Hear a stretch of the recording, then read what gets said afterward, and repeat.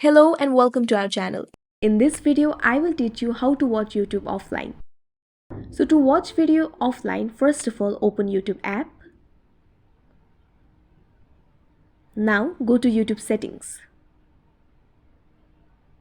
After opening YouTube settings, you have to tap on option downloads. Now enable all options. On download quality, set the desired resolution for the highest quality download. Now you have to go back to YouTube homepage. Now it is very simple. Choose the videos that you want to download and tap on download.